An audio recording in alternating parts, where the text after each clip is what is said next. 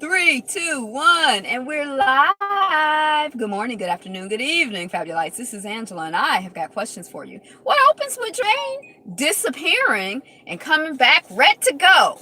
And what closes with Jermaine disappearing? If you guessed your husband is cheating on us, episode 6 and scene. You're correct. Thank you so much for clicking on the video and sticking around to see how we get from opening to closing. This is not last week, the last episode, but the episode before, because obviously I'm behind. But y'all know how life is. It's all good. Hey, welcome on the chat. The first couple minutes of this episode, because I started at number. Jane disappears for a night, and when he comes back, he knows Act 1. But we want to know if he has the whole show. That's what the cast wants to know. That's what those of us watching want to know. Does he have the whole show? Does he know? Is he on his stuff? He's been so resistant. He's been such a problem. Is he ready? Hey, Icy. Is he truly ready? Hey, Ayapo. Is he truly ready for this show? What a guan. What a guan. So this is a mini show. I'm realizing that I guess I'm just very conscious as I'm watching the show. I made a note. This is like a mini show. It's a big advertisement for those of us who are watching in the real world. We can know about your husband is cheating on us, and then we can go and buy tickets for the stage play and see it. So it's like a big 6-8 week commercial. But anyway, I'm enjoying it. I live for it because it's theater. It's theater.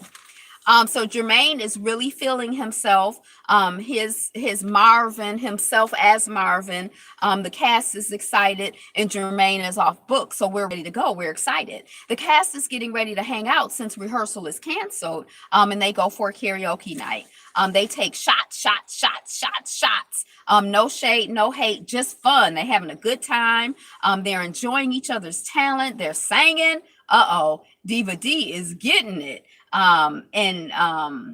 The ingenue, I can never remember her name, but her name is Tandy. Tandy is like, this is a hot country mess. She does not like Diva D. I like Diva D. I'm here for Diva D.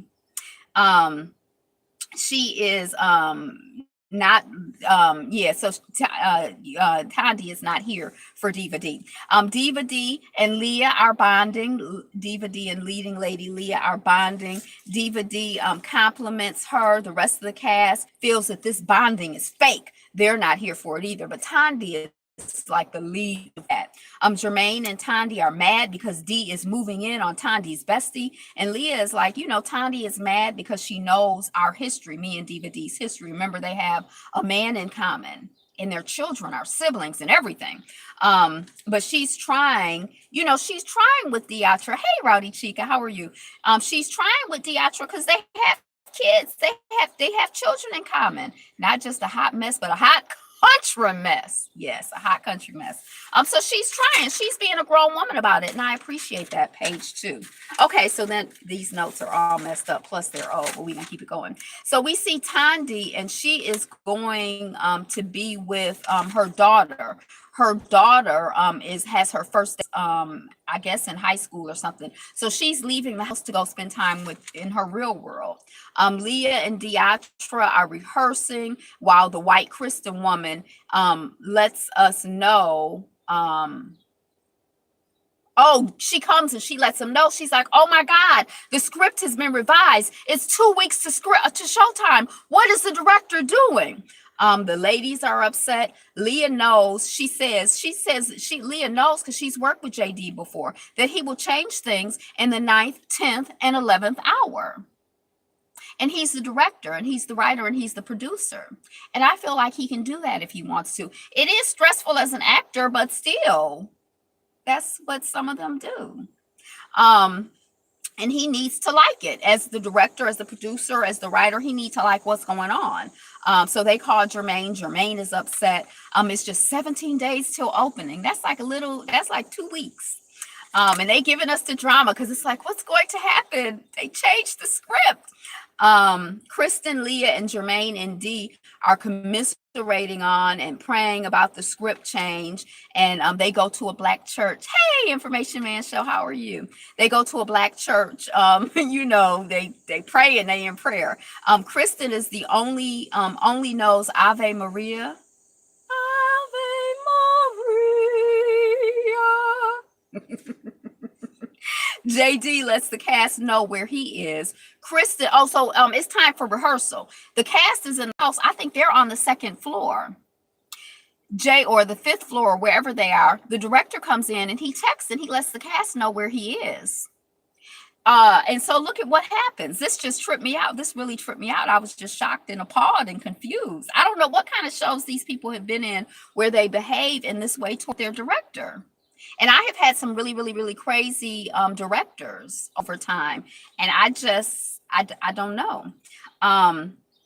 JD lets the cast know where he is. Hey, text, I'm on the first floor. And Kristen texts, we're up here. You can come up here. And Diva D lets her know, look, sis, that's disrespectful. That's our director. And D is like, I feel the director has the right to change the rehearsal space, which he does. And if y'all disagree, I'll stay and be a united front. Because remember, they jumped on Homegirl before for trying to be professional and go to rehearsal when they all walked out like they were, I don't know what they're doing, a bunch of amateurs. But she's trying to get along. She said, if y'all want to stay, I'll stay. But it's disrespectful, and we should go down to see what's up with our director.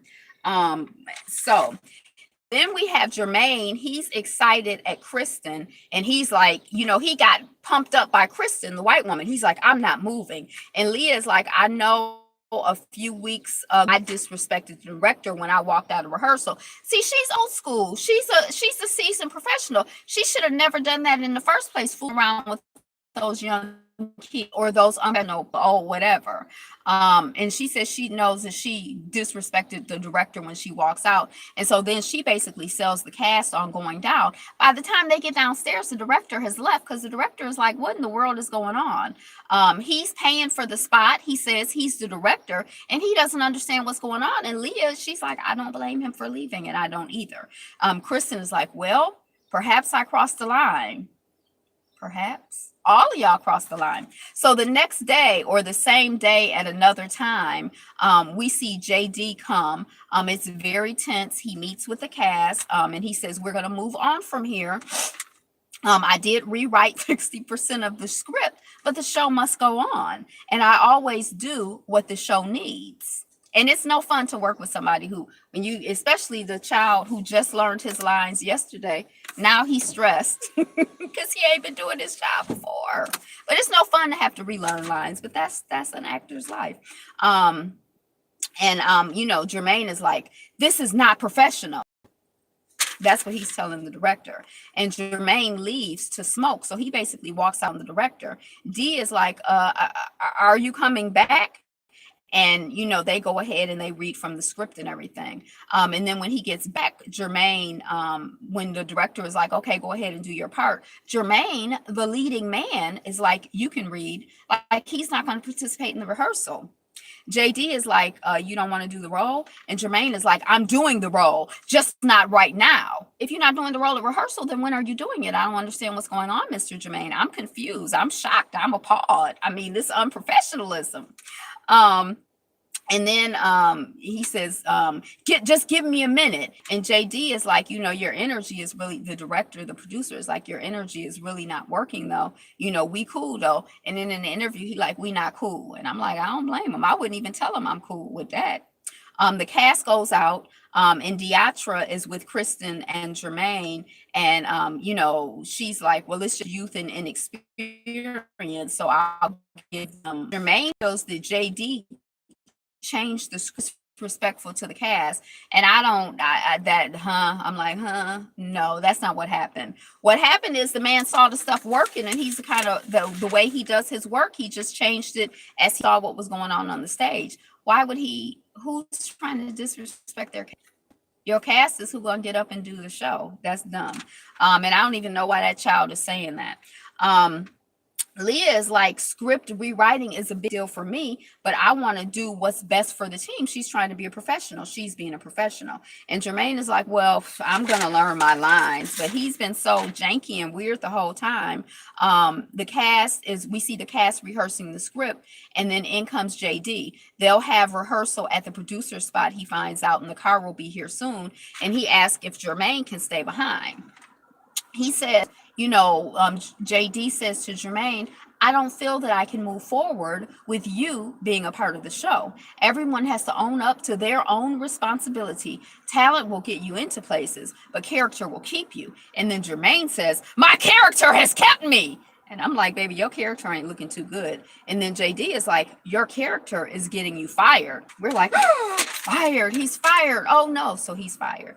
And then Jermaine is like, you did not live up to your part, which I just disagree. I think maybe when Jermaine gets to watch back the thing, he'll realize he was kind of tripping, or maybe he was just tripping for the show, for TV. Maybe that was his role for this show. I don't know.